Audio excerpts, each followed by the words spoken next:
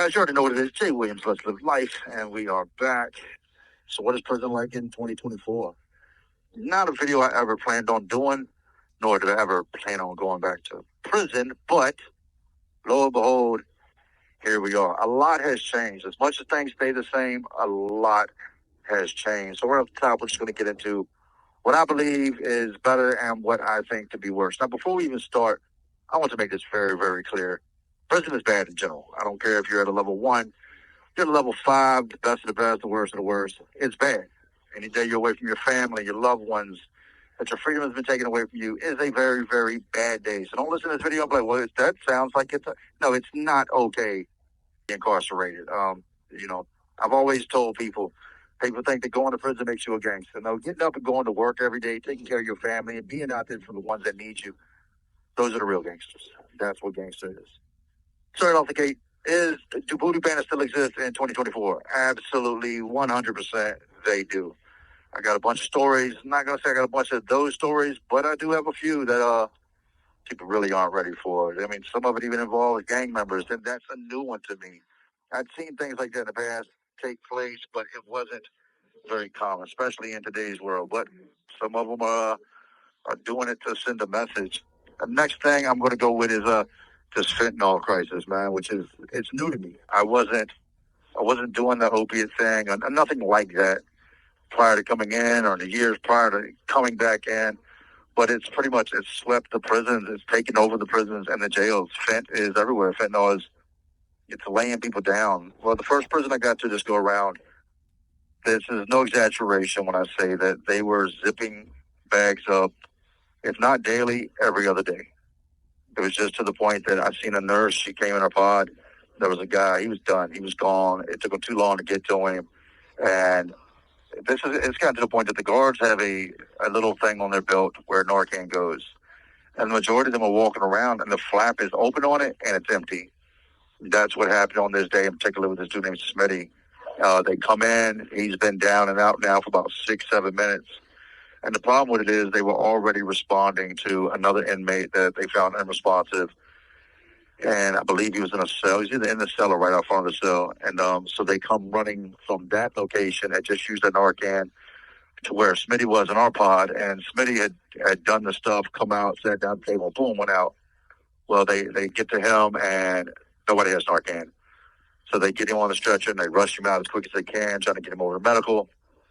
And later that night, dude was all right. He's a cool dude. When, your addiction doesn't make you a bad person in my eyes. It's just something a lot of people deal with. But later that night, I asked the guard, I said, hey, what happened with Smitty, man? Y'all took out here. You all right? You be all right?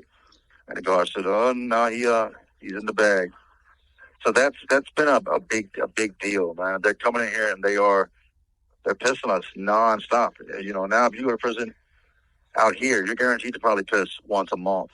And that's what's taking place. If you fail, if you come up dirty, they automatically take your visits. I think it's 2 years they take the phone, and a year they take your visits, or either or, vice versa. But that's the thing: 2 years and then a year. So as much as a lot of people are dealing with this, whatever they're going through that makes them want to get high to begin with, they then in turn around and take your visits and your phones for minimum a year, 2 years. It's crazy. So to carry on, next is going to be the gang activity, man. The gangs have just multiplied to the point now that's going to play a big part in how your bid is. The jail was off the chain. They dudes were just robbing left and right. And what I'm going to say, some people aren't going to agree with it, not going to like it, but if you haven't lived it, you can't really comment on it. Out here, how your time in jail is going to go is going to be determined on a couple different factors. Number one, your age. Majority of the guys that are now locked up, that are active or in the middle of a bunch of shit, or always got something going on, they're young, man. I noticed that coming in. I'm like, everybody's so young. It's a young man's game that still got some dudes that just ain't gone home yet, or guys that just continue to return. The next thing with it is, as far as with the gangs and all that, is the fact that the code that I don't want to say like they ever had a real code, but they had a code at one point that you don't do this, you don't do that. So that's completely out the window now. It's just pretty much anything goes. But as far as back to the three things, man, the next one is going to be your race. If you come in as a white guy, and this is specifically, I'm talking about out here, your chances of getting robbed or dealing with some sort of violence in the jail are very, very high. And it's not, any type of racism thing on my part. It's just what I've observed. It's 9-1 when it comes to black versus white. And I hate that how that even sounds, but that's what you're going to notice coming straight in. Like if you come in as a white guy, you're automatically at the bottom of the totem pole. You're automatically take a run. You run a high risk of being victimized. And the jail had gotten so bad that guys were coming in and they would let you slide the first week or so. But as soon as you go to commissary and you come back with that bag, do what you thought were cool or whatever the case may be, you can get approached. 4 or 5 dudes are going to show up in the cell. And they're going to tell you, you know what it is, man. Go ahead and get a bag up or we're going to wreck you. And it used to be if you fought for your stuff, you keep it. Now that's not even the case. Now you're going to get jumped, you get hurt pretty bad, and then they're still going to take the bag. I was fortunate. I didn't have to deal with none of that. The only thing that really saved me from that, I'm not going to say it because I'm 10 foot tall, I'm bulletproof. That's not, I'm human, man. I bleed like everybody else. I get hurt like anybody else, and then I'll fight like the next man. But the only thing that really, I could say, really, really kept me from having to deal with that, and I'm one of the few that didn't deal with that, is the fact that I'm known. And I'm not just talking about YouTube. I'm talking about in general, man. I've been doing this a long time. So when I come into the system, I come into jail, it's like, yo, Jay, what are you doing? Why is you back? Like, a lot of guys know me. I'm respected. I'm known. And that played into my favor. Not to mention, I'm from the city, and there's not a lot of white dudes from Richmond City that you're going to meet in the system. They'll claim it, and then other dudes will be like, nah, I can't stand him. I ain't never seen him out there. He was never here or there, or, really out there. But you can't say that about me because prior to becoming a family man, I really was out there. I really was active. I really was in the streets. And guys know that. So that saved me. And your affiliation, that's the next thing. You come in and you are not gang affiliated. Everybody wants to know that right when you get in there. Who are you with? Who you rocking with? What's your set? And it's very common now that guys are running to join a gang to avoid the extortion, to avoid the getting jumped.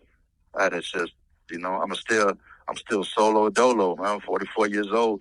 Never have, never will. And I don't like to use the word never because I've said never in the past. And my wife used to tell me, never say never. Well, but that's something I can't control, man. I'm not with the gang thing. Not knocking it. Kind of get why some people do it. Some people, not everybody's going to join a gang out of fear. But there are a lot of guys that join gangs out of fear. Next thing on my list, man, is the rate at which people are taking their lives down here it's crazy. That's mind blowing. Now I've dealt with a lot of death over the years with being locked up, seen a lot of it, heard a lot of it. When it comes to people taking their lives, it's just how much of it's happening now is mind blowing. The guards literally have another pouch on their utility belt that's made for a special pair of scissors. And at first when I seen it, I thought it was the type of pocket knife. I said, man, they have lost their mind giving these guards pocket knives that somebody could just take from them and start poking them with. Somebody said, nah, Jay, those are scissors. And the reason is there's so many guys that are hanging themselves, man, that are roping it up. It just can't take whatever's going on, whether it be the withdrawals, the violence that takes place between other inmates or whatever it is. A lot of guys are attempting to take their lives. It's very stressful. It's a high testosterone fueled environment. The addiction here is serious. I recently had a friend of mine, and I'm on the fence on whether I want to tell the story when I get out or not, but I'll just briefly speak on it. A friend of mine named Jordan Menlo. I met him in Monkey Jail, man.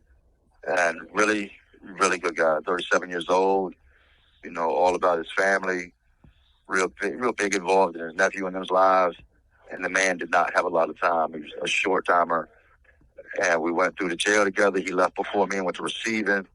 Boom, I run into him at receiving. And he used to wear glasses. Glasses got broke. He got to fighting up there. Gang members jumped him. And then I run into him here. He shows up here after me, which is crazy because that fight caused him, he got caught for it, caused him to have to stay at that place longer. But he shows up here and he walks in the pond. Now, at first I didn't recognize him without his glasses.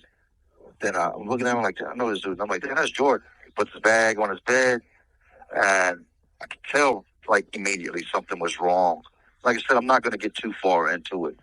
I know his parents are they have stuff going on with the prison as far as it's concerned, but I walked up and I said, "What's up, man? Dad, took you a while to get here, man. You all right?" And he was like, "Yeah, but you know how when somebody, if they answer yes, but you can tell by looking at them or their mannerisms or whatever it may be that they're not okay." I picked up real fast that he was not okay. There was something wrong. And he said, I told him, I said, "Go get yourself straight, man, and holler at me after you get your bed situated." So he puts his bag with his belongings, his clear trash bag on top of this bunk. He's on the top bunk, and his bed's about 20 feet from mine. I walk off. They call him to the control booth, and they want you at the watch commander's office. So for whatever reason, and I know the reason why they put him in the hole, but like I said, I'm not going to get too far into it. I'd like to talk more with his family before I get too much in the details on it. But they called him to the watch commander's office, and he had literally just got to this prison, and they put him in the hole. Like they threw him in the hole. A couple of days later, we're eating chow, and it's his dinner chow, and they lock the doors. The guards come up, and they lock us all in the chow hall, which is very common when something's going on. If there's a assault, stabbing, something like that, guards fighting with an inmate, they'll lock us in there to keep us kind of contained while they figure out what's going on. Well, they lock us in the chow hall, and I see them. They're all running, and this is a group. Every officer that was in any type of distance available to go run into the hole, and we come to find out that Jordan, they say, had taken his life. Been in the hole a couple of days, and whatever he had going on, he couldn't take it, and there he was at 37 years old, gone. And that was kind of that caught me off guard with things like that in the past. I kind of seen that come in, or there was something really bad going on that made sense on why the guy did it. But Jordan's case was it was different, man. He was special. He was a good guy, and he wasn't going to be here long. But like I said, I know more than I'm saying right now. I can only say but so much because I don't want the prison to come trying to snatch me up and throw me in the whole investigation and say that I'm stirring the pot, because I'm definitely not. I'm just talking on what I know to be true. The stealing, man. The stealing is off the chain in the head. I got a homeboy of mine, Suge, that's in here. And shout out to my homeboy, Suge, and his family. But Suge asked me, he's like, "Jay, you ain't got no lock on your locker?" And I said, "Nah." "Why?" And I'm not worried about nobody stealing nothing from me. And not that it can't happen, because it can. There's a will, there's a way. But it don't make no sense, because prior to me even getting into the bed I'm in or getting this locker, it had already been broken into. Like I talked about in the past, they give them lockers, Lamborghini doors. I'm in the dorm. They grab the top of the door, the bottom of the door, and they bend it in half like a taco shell. Everything meets in the middle, and they just reach up in there and take everything off the shelves.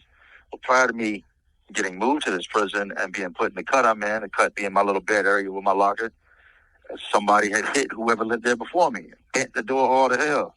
So the door don't even want to shut. So Suge, no, I'm not locking my stuff up. The corner I'm back in, I guess there's a lot of Richmond dudes around me, dudes I've known from doing time, dudes I know from the streets, and we kind of look after each other, man. You come back in and steal something, it's going to be a bad day, because we all know each other. Like, what are you doing in my homeboy's cut? And if something does get stolen, if somebody around me don't handle the situation, they're going to let me know who did it, prior to me, snapping out, calling people out, nah, Jay, don't do that. It was such and such. I just want to keep y'all informed, man. There's so much to talk about, and there's so much I don't want to talk about.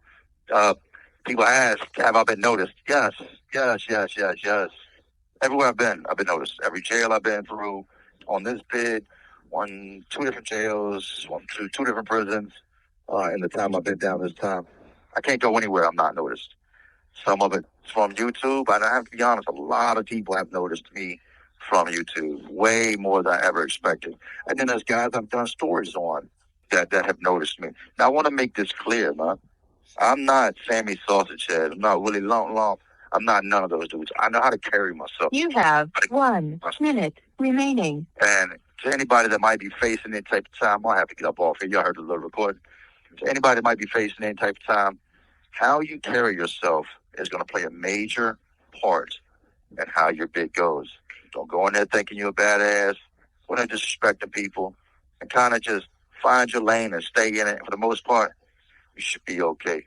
But as much as I love to talk to y'all, some more of my time on here is up. Try to get another video out to y'all in the next day or so. Hey, the clock is ticking.